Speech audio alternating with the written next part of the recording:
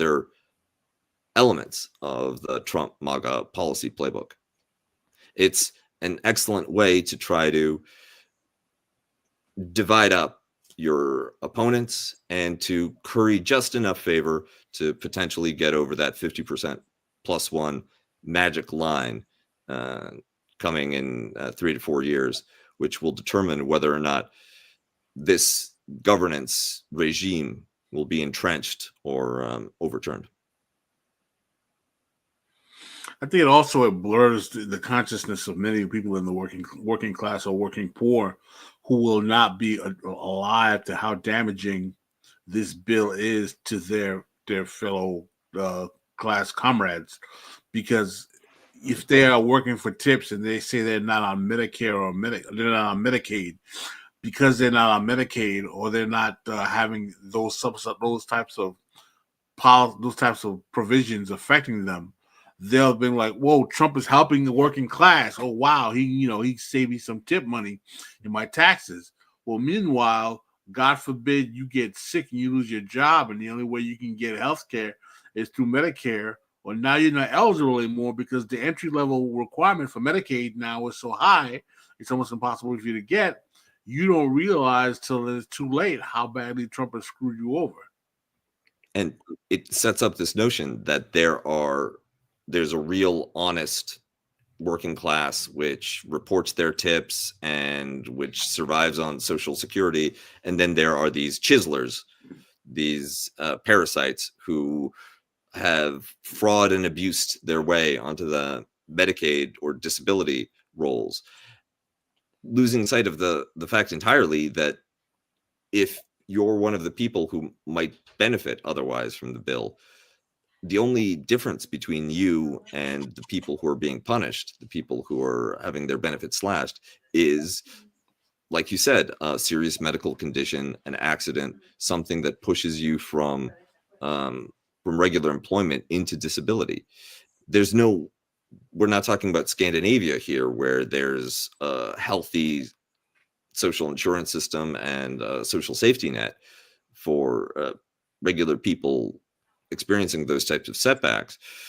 Medicaid was already a difficult system to qualify for, a system which had means testing, which had all kinds of administrative hurdles in order for accessing benefits. And now the benefits available have just been brutally drawn back. Correct. Kuba, there is money for ICE in this bill.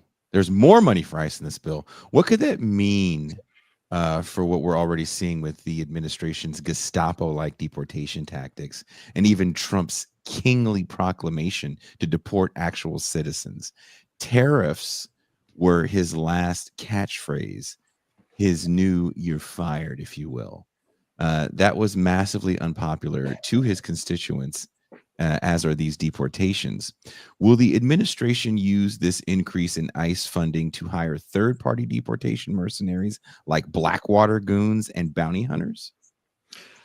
I think that's a best case scenario, because third-party contracts can be ended more readily. What I'm anxious about is that this bill calls for 10,000 more regular uniformed ICE agents, people who belong to the Federal Civil Service and Customs Enforcement.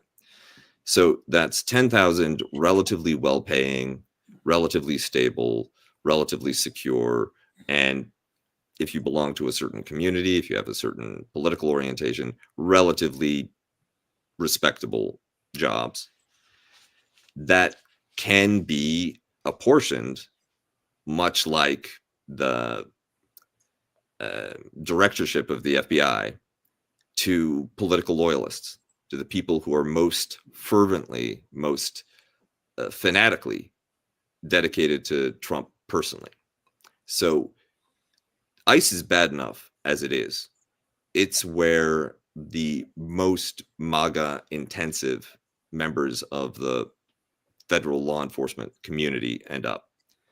Now, that will be amplified, that will be reinforced with 10,000 people especially selected for that political orientation, that willingness to do anything and everything, and that willful blindness for the niceties of the constitutional limitations. Then those people are going to be hard to get rid of, right?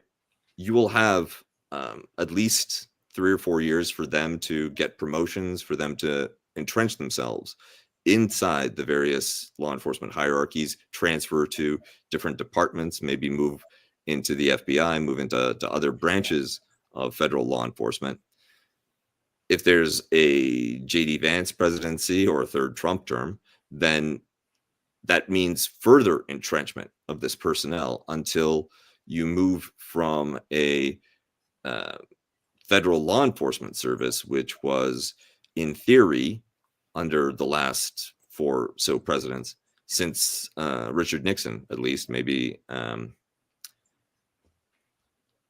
professional, apolitical, right, nominally playing by the book, and right, it was very much a mixed bag in practice, but there were some bright spots to federal prosecution for hate crimes, things of that nature. Now that's going to be unimaginable, right? You're going to have the rather than having a very mixed, to put it in the most charitable possible way, federal law enforcement community with at least a few areas of relative integrity, you will have a uniformly repressive and MAGA aligned apparatus of coercion.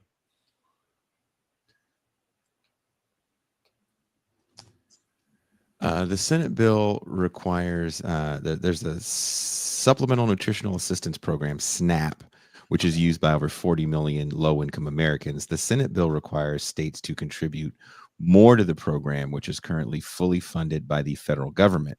The government would continue to fully fund the benefits for states that have an error payment rate below 6%, but states with higher error rates would be on the hook for anywhere from 5% to 15% of the program's costs.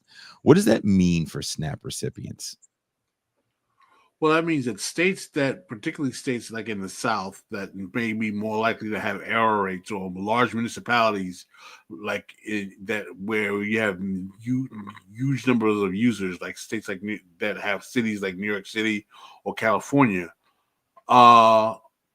will be more likely to have SNAP benefits laid on the budget for the state than the federal government covering the 100% dole out because of their error rate. So, in other words, if you have an error participation rate of over 6%, you're going to have to cover about 5-6% of your SNAP dole out instead of the federal government normally covering it for itself.